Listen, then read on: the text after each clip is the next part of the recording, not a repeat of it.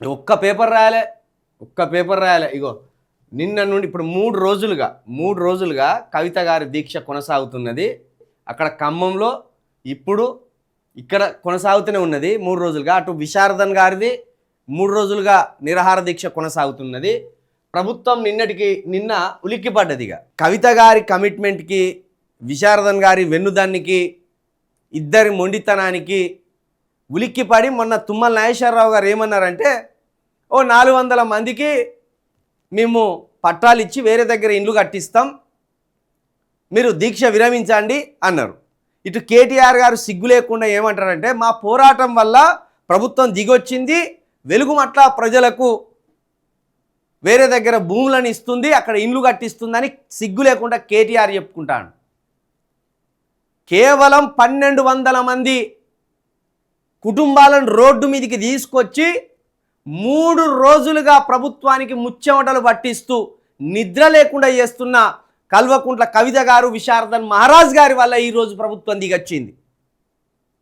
వీళ్ళు సానుభూతికి పోయి 1-2 గంటలు అక్కడ తిరిగి ఒక పూట భోజనం పెట్టి అటు బీజేపీ ఇటు బీఆర్ఎస్ చేతులు దులుపుకొని వచ్చిండ్రు. ఈరోజు రాష్ట్ర వ్యాప్తంగా ఈ అంశం చర్చకు దారి తీసిందంటే ఎవరి వల్ల? కవిత గారి వల్ల, విశారదన్ మహారాజ్ గారి వల్ల. వాళ్ళు కదా ఇప్పుడు 48 గంటలుగా నీళ్లు ముట్టకుండా, ఆహారం ముట్టకుండా నిరాహార దీక్షలో కూర్చొని ప్రభుత్వం మీద ఒత్తిడి పెంచడం వల్ల నిన్న టోకెన్లు మొదలుపెట్టింది ప్రభుత్వం. నిన్న 300 మందికి టోకెన్లు ఇచ్చింది. కానీ 300 మంది కాదు, 1200 మందికి టోకెన్లు ఇవ్వాలి మీరు. 1200 మందికి అర్జెంటుగా ఇండ్లు కట్టియాలి మీరు ఇండ్లు కట్టించేదాకా, ఆ 1200 మందికి టోకెన్లు ఇచ్చేదాకా కవిత గారు కావచ్చు, విశారదన్ మహారాజ్ గారు కావచ్చు, నీళ్లు ముట్టను కాక ముట్టరు. మీ ప్రభుత్వం మెడలు వంచే తీరుతారు వాళ్ళు. ఇంత దుర్మార్గమా? ఉన్న పలంగా ఇండ్లు గులగొట్టి కథం పంపిస్తే వాళ్ళు ఎక్కడికి పోవాలి? ఏడ దాచుకోవాలి? రేవంత్ రెడ్డి తాతలేమన్నా భూములు దానం ఇచ్చిండ్లా? తుమ్మల నాగేశ్వరరావు గారి తాతలేమన్నా భూములు దానం ఇచ్చిండ్లా? బట్టి విక్రమార్క గారు, పొంగులేటి శ్రీనివాసరెడ్డి తండ్రులు ఏమన్నా భూములు దానం ఇచ్చినాయి? అవి ఒక పెద్ద మనిషి దానం ఇచ్చినాయి. దాని మీద మీకు రైట్స్ ఎక్కడి? వాటిని గుంజుకునే హక్కే మీకు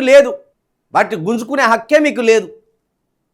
ఆ భూముల మీద కన్నేసి ఆ భూములను కొల్లగొట్టాలని చూస్తున్నారు మీరు. కొల్లగొట్టాలని 1200 కుటుంబాలను రోడ్డు మీద నెట్టేస్తారా ఈరోజు?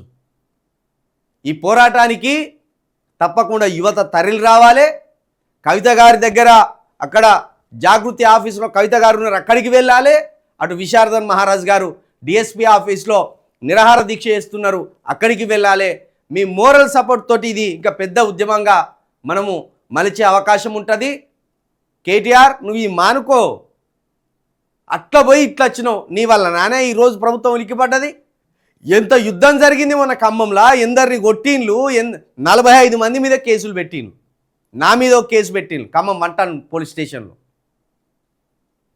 రాత్రి 11 గంటలకు నన్ను ఇడిచిపెట్టిండ్లు. కవిత గారిని 10 గంటలకు ఇడిచిపెట్టిండ్లు. విశారదన్ గారిని ఎక్కడ దాచిపెట్టిందో తెలియదు. అది కిడ్నాప్ అనుకోవాలా, అరెస్ట్ అనుకోవాలా తెలియదు. ఇన్ని రకాలుగా మమ్మల్ని వేధించే ప్రయత్నం చేసిండ్రు.